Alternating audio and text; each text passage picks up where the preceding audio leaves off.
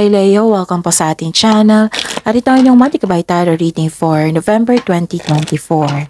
Please be reminded kung naka-resonate kayo, comment down. Kung hindi kayo naka-resonate, ibigay niyo po sa iba kasi channel reading po ito. This is for you, Leo, ngayong November 2024.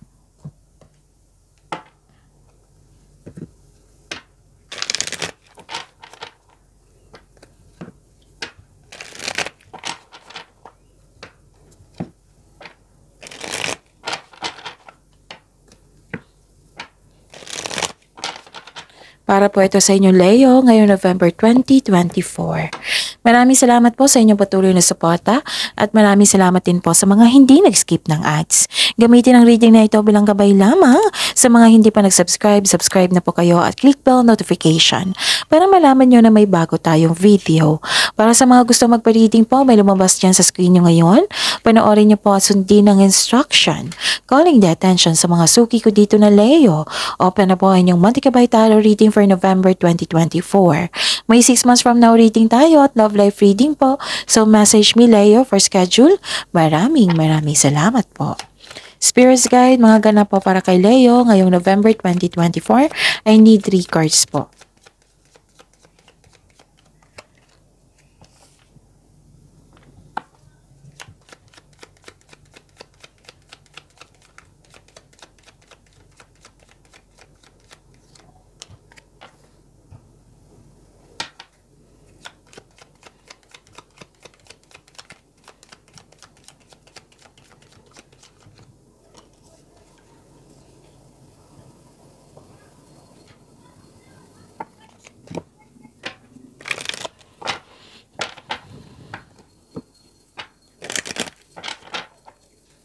Spirits Guide, Angels, Archangels, Guardian Angels, message na po para kay Leo ngayong November 2024. I need 2 cards po.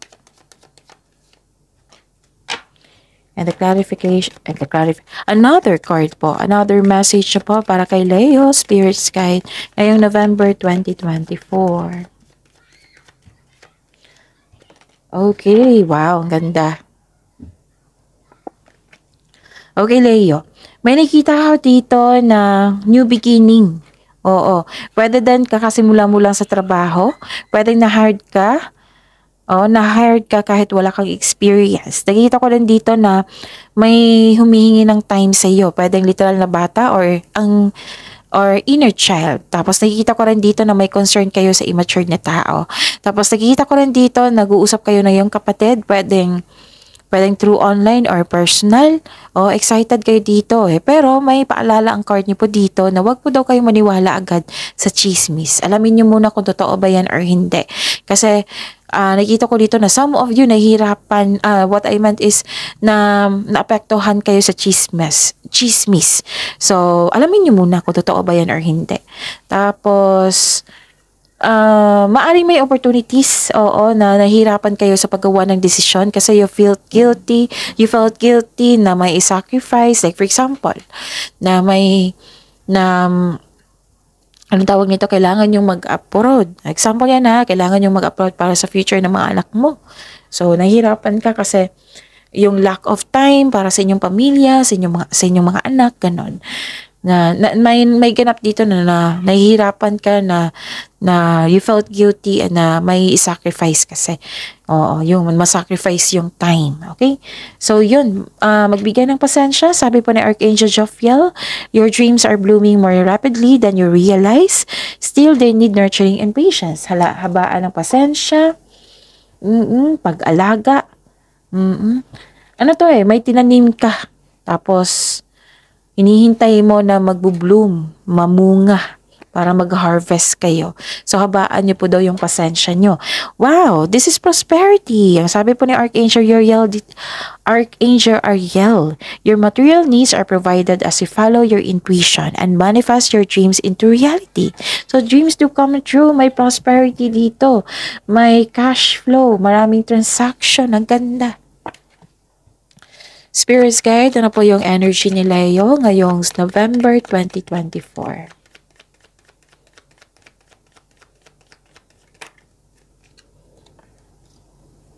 And the clarification of this card po.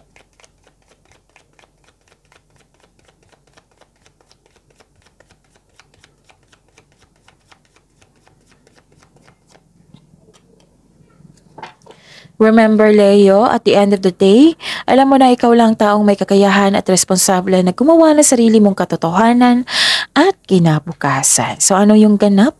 Ano yung energy nyo, Leo? Nakikita ko dito na may concern kayo sa unfair treatment, bias, false accusation, nagkaroon ng injustice, may taong hindi honest sa iyo, nagkaroon ng disbalance. So, mag-iingat po daw kayo sa taong may mali at masamang paratang sa iyo. Pwedeng nagkaroon ng disbalance or hindi kayo nagkakaunawaan ng isang tao or disbalance dyan sa trabaho mo or sa kaperahan mo.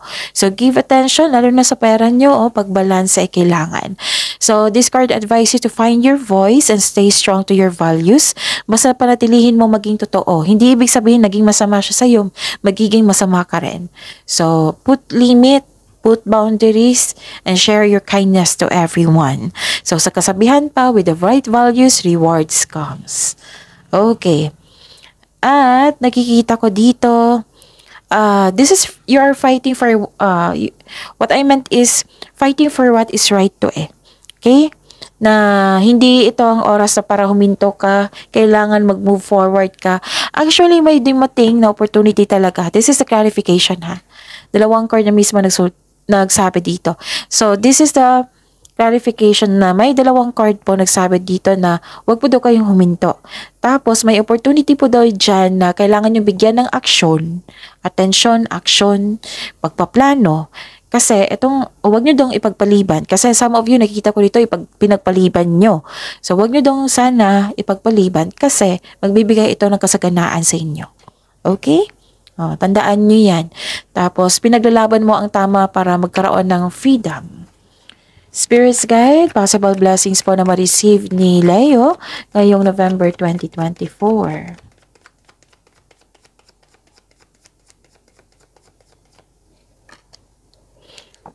And the clarification of this card po.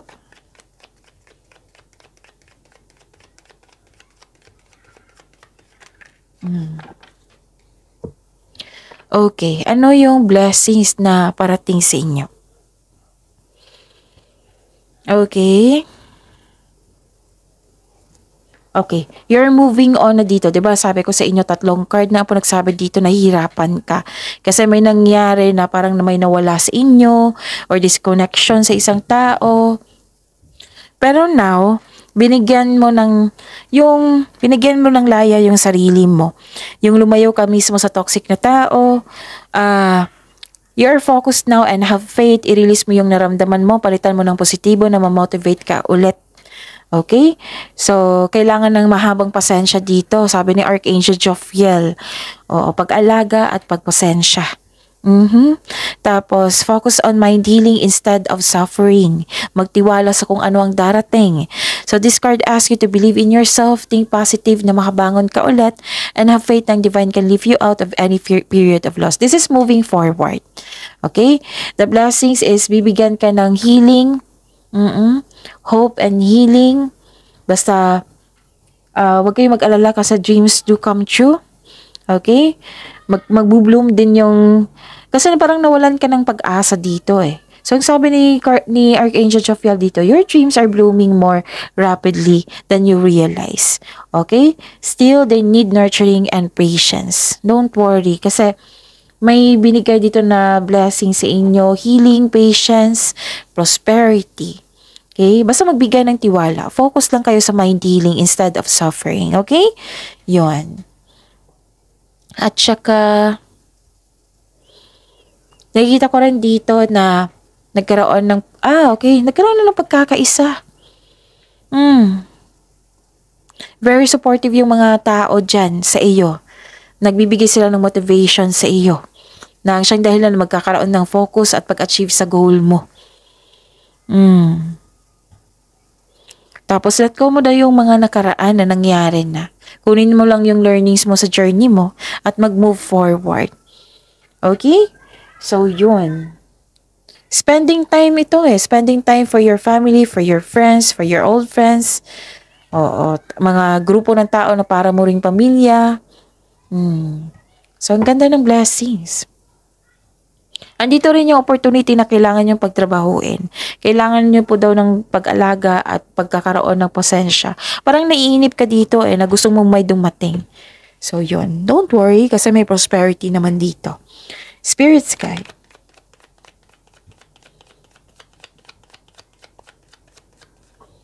Challenges na ma-overcome po ni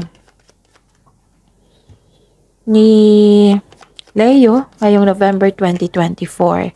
Ma-overcome po ito ha. Clarification of this card po.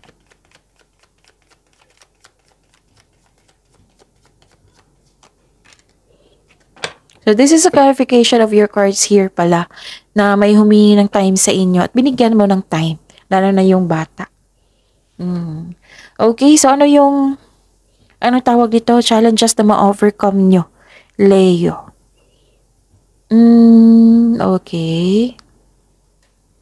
Nakikita ko dito, kaya pala naiinip kayo dito, Leo, kasi may delay.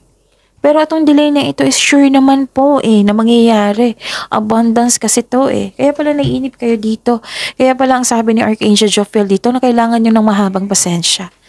So don't worry, abundance, prosperity, darating po iyan. It might be nagkaroon ng delay kasi may dahilan talaga yan. Basta delay, di ba? Sabi ko yan sa inyo sa araw-araw. Sa lahat ng signs.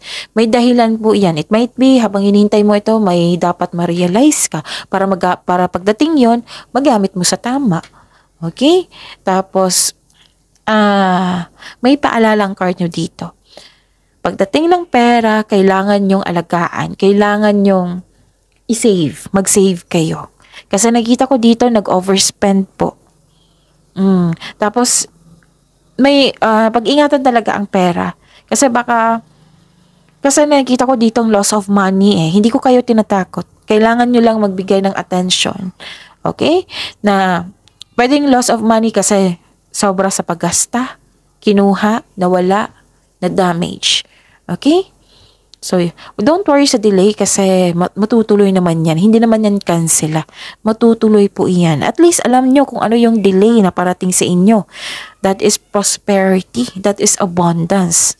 Oo. Okay? May concern kayo sa isang mature na tao dito. Ayaw makinig sa inyo. Nagkaroon ng frustration dito kasi wala daw progress sa inyong proyekto o goal sa buhay. Oo. Naiinip talaga kayo dito. So, kailangan ng mahabang pasensya. So, if you want to see the results, build concrete plan without rushing. Huwag po daw kayong magmadali. Okay? So, ang ganda ng blessings nyo. Pagyamanin nyo yan. Prosperity. Kailangan maghintay. So, see you tomorrow. Leo, please like, subscribe and click the button for notification para updated po kayo sa daily tarot reading natin. Maraming salamat po.